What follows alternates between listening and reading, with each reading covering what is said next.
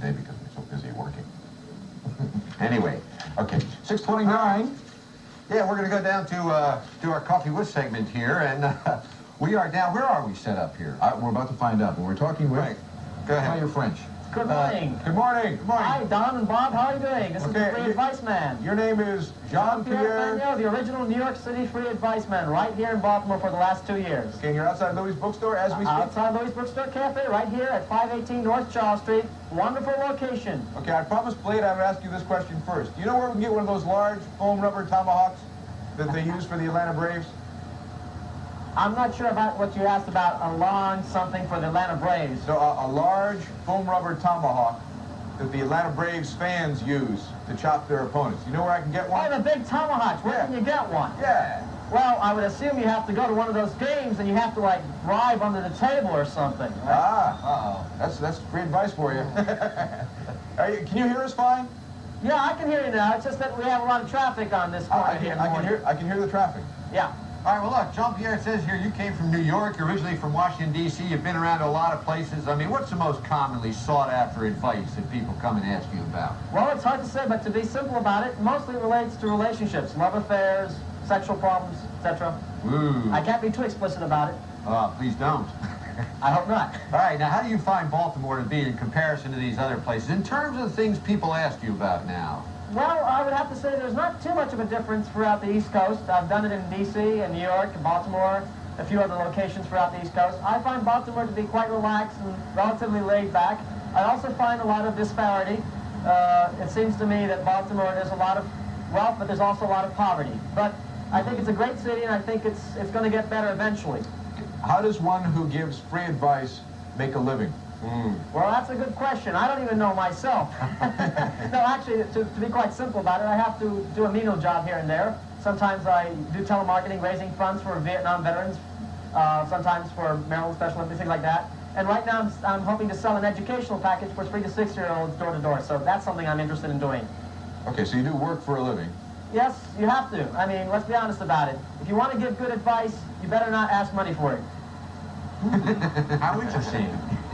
All right, now you're set up in front of Louis' Bookstore. Is that where people, where you commonly are? I mean, we also noticed from the article we saw in the city paper that you... Yeah, I have a copy right here, the article in the city paper. July 19. Bob Town Beat. Town Beat, yeah. Yeah, this is the place I normally set up because it's the safest location in town. Of course, any location in public is not necessarily, let's say, quote-unquote safe. But at least the nice thing about it is the quality of the people. Occasionally I get some people who are not that nice, but I manage to somehow confirm to them that the universe is infinite and that God loves them.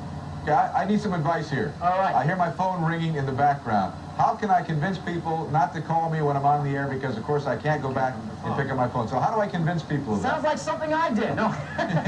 Well, actually, I would have to say the nicest thing is to have a little code system, one of those little special boxes that you can buy and tell them, you know, to leave a message. And you'll get right back to them as soon as possible. The voicemail does that, but they still ring me during the program. I can't possibly... Well, then maybe you should simply state that anybody who does that, you're never going to talk to ever again. Okay. There you got it, folks. It's better for you to do it than me.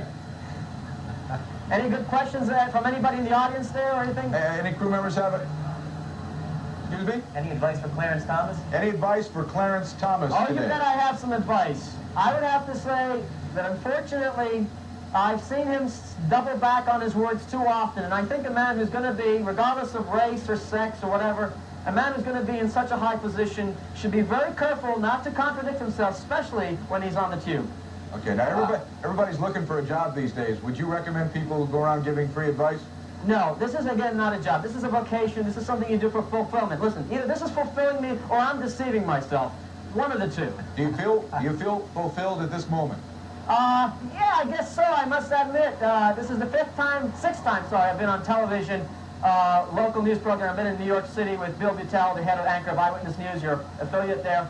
And I must say, it's a lot of fun to get the publicity that tells people out there that if you've got a problem, you don't necessarily have to run like a chicken up and down the block looking for somebody to talk to. There's the free advice man right here at Louis' Bookstore Cafe. All right. Okay. I want to make sure you're fulfilled because we got to go now. We got something free for you, I think. Okay, I got something for you too. A free advice sign for both of you guys, Bob and Don. Great. Thank you. And by the way, one more thing. This is me when I was a little kid, so you get my wisdom came from that time when I was Okay. little. Do we have something free for Jean-Pierre? There you go. Whoops, it went. Oh, I'll get it. If you ever make enough money to buy a car, that'll fit in the windshield. Well, I'll tell you what.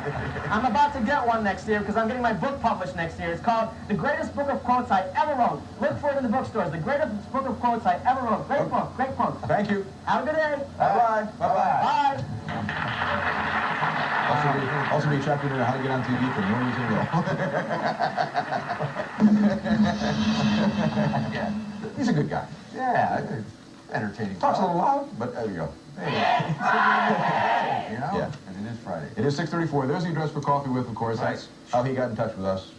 Actually, he looked up the phone number, but Okay, free advice. I can't wait to get that sign. I'm going to hang that outside my office. yeah. Okay, still to come on This Morning Edition, this day.